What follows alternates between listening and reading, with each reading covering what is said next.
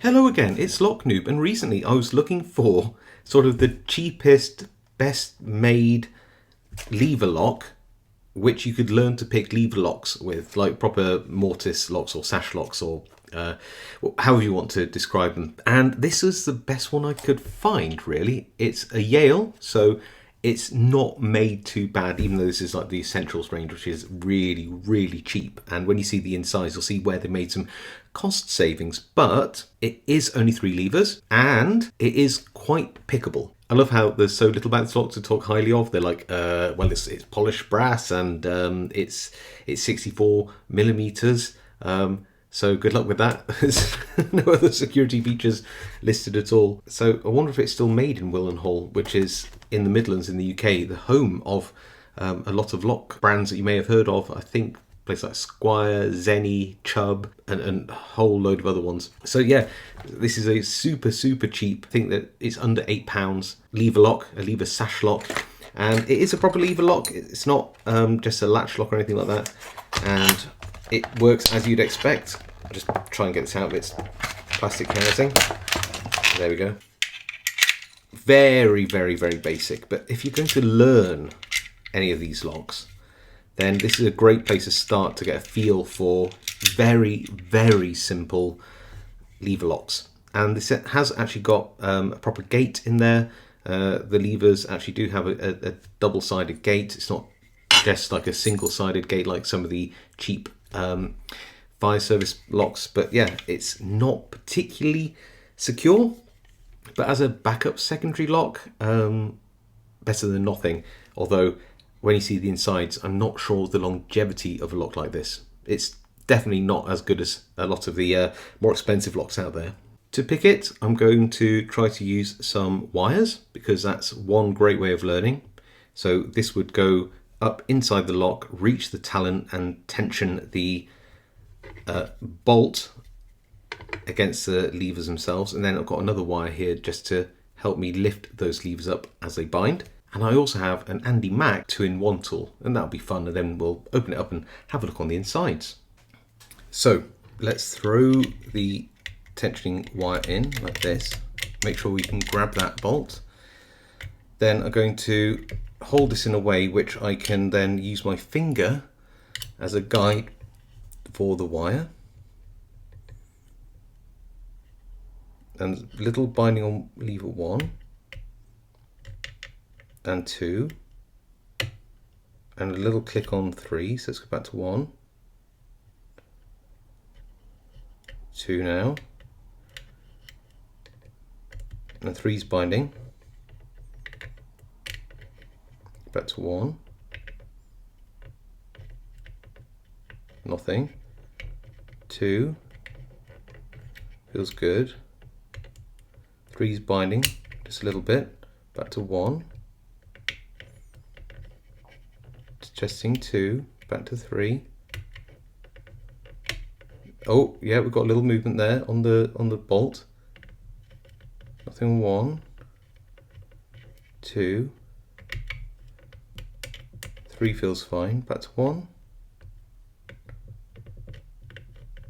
It all feels good, so I might just back off on the tension a little bit and just check that I've got 3 at the back here. Yeah. 2 here and 1 here. Okay, if it all feels good, then it might be I just need to back off on the tension just that little bit. Yeah, and there we go. We got it. So it might have just been that I overlifted a lever just slightly and then backed off on the tension, and then we got the open. So there you go. That's how it can be quite simple to open one of these if you are able to hold it in the right way. In a door, it's actually a lot easier. You can use your tips of your fingers just to guide the wire. It's very important, because otherwise there's nothing to hold it. There's so many ways to hold it. Everybody has their own preferred method.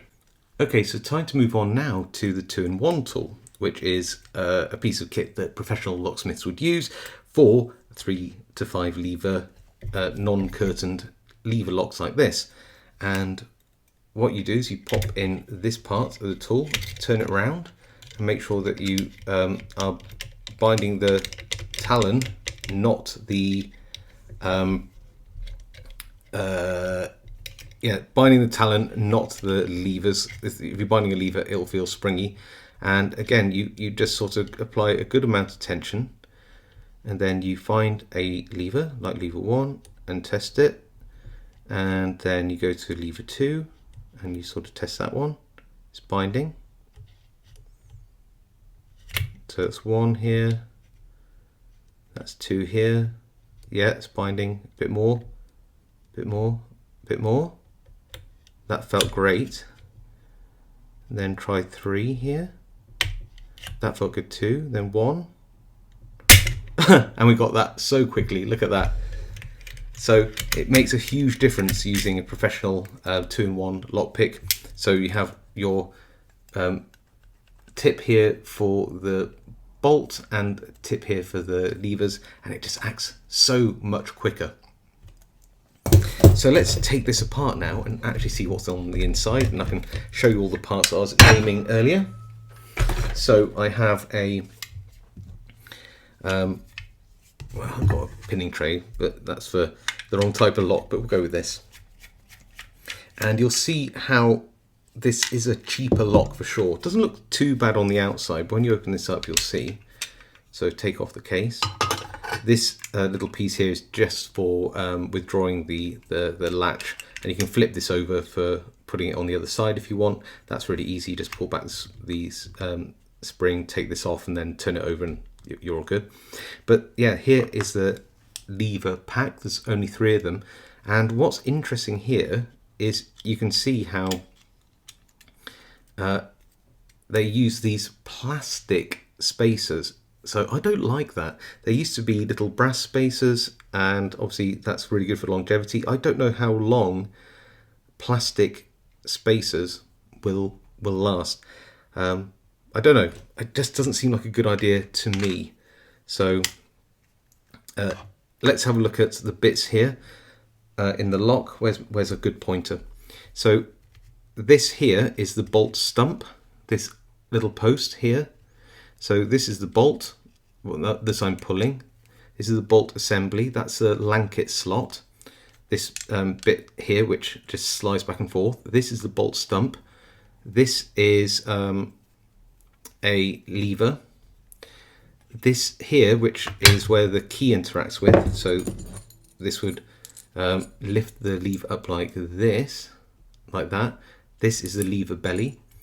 These are this is the gate here. So you've got the top of the gate and the bottom of the gate, and this is where the bolt stump would sit and bind. And then the lever would so like that. Then the lever would lift up, and then that allowed the bolt stump to slide through, and that would open the lock. So what you're binding against is this surface here, and it's angled, which means it doesn't bind particularly heavily, but it does bind. And then you'll see that these are numbered. You got the spring, little brass spring, which can be replaced in some of these. Looks like it's like spot welded or something.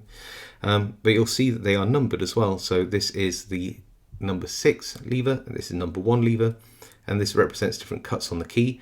So 6 is this one here, probably the lowest cut. Then 1 is the highest cut here, so it needs to be lifted really high by this lever step here. So it's 6 and 1, and then another cheap plastic spacer, which I really don't like. Take this last one off, and you'll see that this is the 3. So you'd think that between 6 and 1, the 3 would be halfway, and it is really. It's this 1 in the center here. So it is lifted up by this part of the key here at this lever step, and again you've got the lever belly there, and that's number 3. And you can see the gates here, both sides. And yeah, as I said, your bolt stump would be here, and then you'd lift the lever up and it'd slide through. So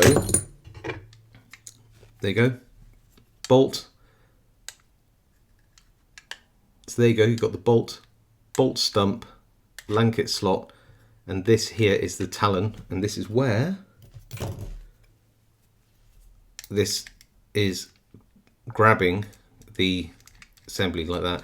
You could probably get away with something slightly longer, but I think it's better to be this length, where you're able to slide down the sides of the talon here, like that. So there you go. It's not a bad little lock to learn off, especially if you've got 2-in-1 tools. I'm disappointed that even on a cheap lock like this, Yale couldn't spring for, no pun intended, some brass spacers. I mean, how much would that have really saved them?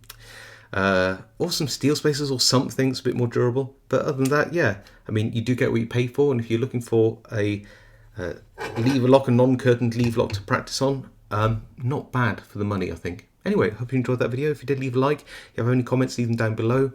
If you haven't subscribed, now's a great time to do so for more content like this. Even smash that notification bell to be next notified when I upload content. Otherwise, stay safe, happy picking, and I'll see you all next time.